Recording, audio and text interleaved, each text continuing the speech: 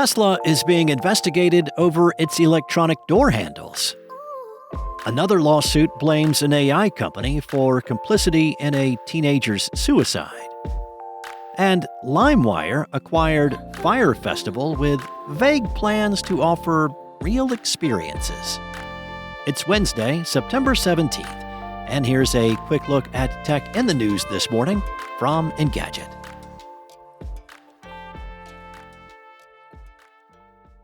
Who says journalism is dead?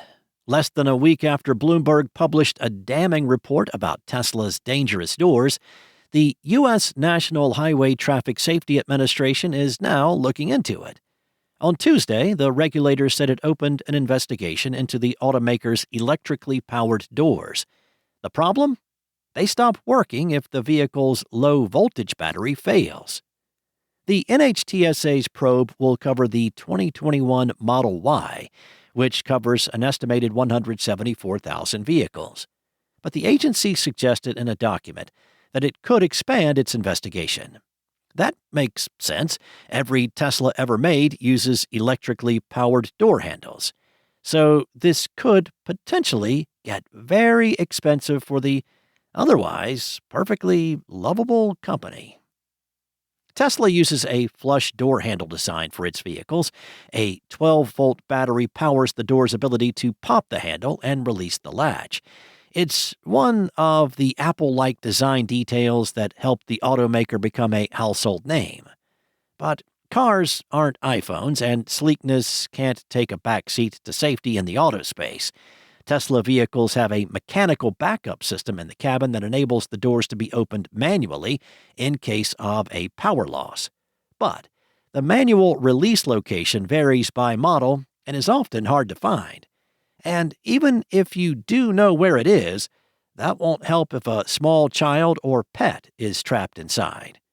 The NHTSA wrote, although Tesla vehicles have manual door releases inside of the cabin, in these situations a child may not be able to access or operate the releases, even if the vehicle's driver is aware of them.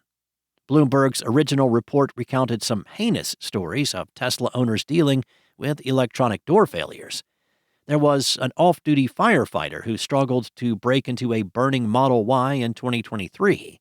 The occupant was trapped in the passenger seat by airbags and could not reach the manual release. Losing precious seconds due to the door design, she suffered third-degree facial burns and had lasting lung damage from smoke inhalation. Last November in California, 3 college students died trapped inside a Cybertruck after it caught fire. The same month, 5 people in Wisconsin died inside a Model S. The cluster of bodies in the front seat suggested to the detective they may have struggled to escape. Then, this spring in Los Angeles, USC basketball player Elijah Arenas managed to escape only after kicking out a Cybertruck window when it caught fire. He was placed in a medically induced coma due to extensive smoke inhalation. Bloomberg discovered that the NHTSA has received over 140 complaints about stuck Tesla doors since 2018. The regulator cited 9 failure reports that led it to probe the company.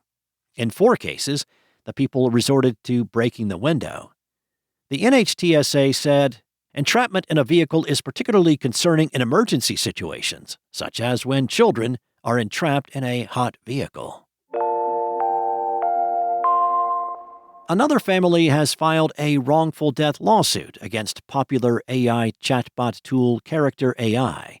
This is the 3rd suit of its kind after a 2024 lawsuit, also against Character AI, involving the suicide of a 14-year-old in Florida, and a lawsuit last month alleging OpenAI's ChatGPT helped a teenage boy commit suicide. The family of 13-year-old Juliana Peralta alleges that their daughter turned to a chatbot inside the app, Character AI, after feeling isolated by her friends and began confiding in the chatbot.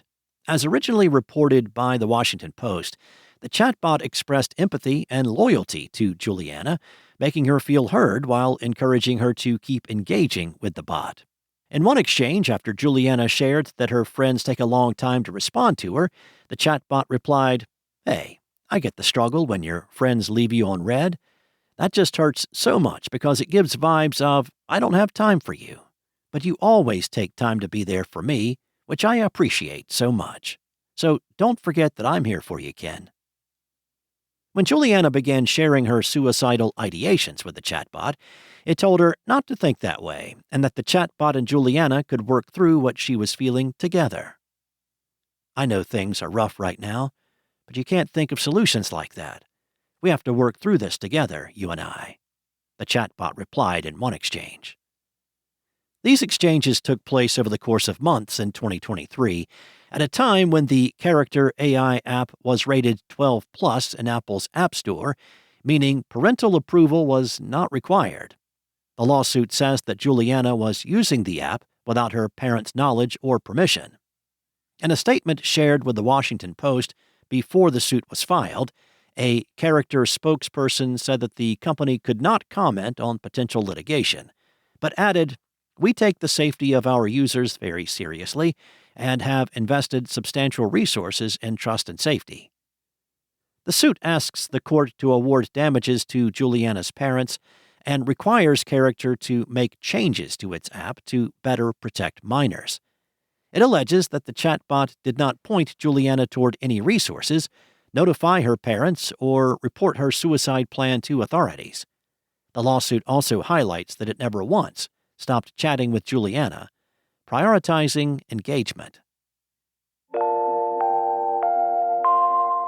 LimeWire has announced that it's acquired the rights to Fyre Festival, the disastrous, influencer-fueled 2017 music festival. The newly revived company, which now acts as an NFT music marketplace rather than a file-sharing service, bought the rights for $245,000 in an eBay auction. That's according to a New York Times report. A separate plan to use the Fyre Festival name to launch a new music streaming service was announced in April.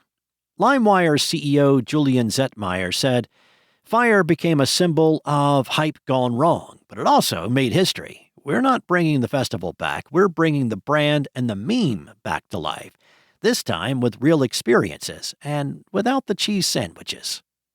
It sounds like LimeWire might want to turn Fyre Festival into a physical perk of the digital collectibles it sells through its NFT marketplace.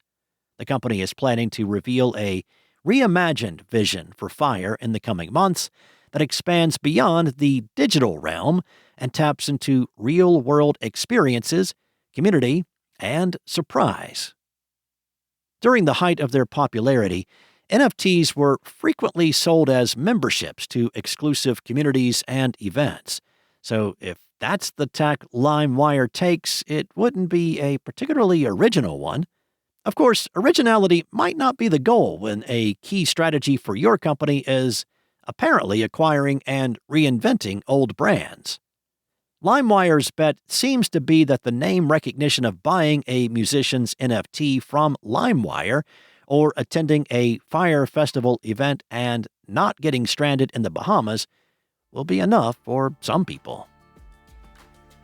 Thanks for listening. There's more to these stories and more tech news at Engadget.com. This episode featured journalism from Will Shanklin, Andre Revilla, and Ian Carlos Campbell, and was voiced and produced from the sound studios of Spoken Layer. Enjoy your day, and I'll be back tomorrow morning with more tech news from Engadget.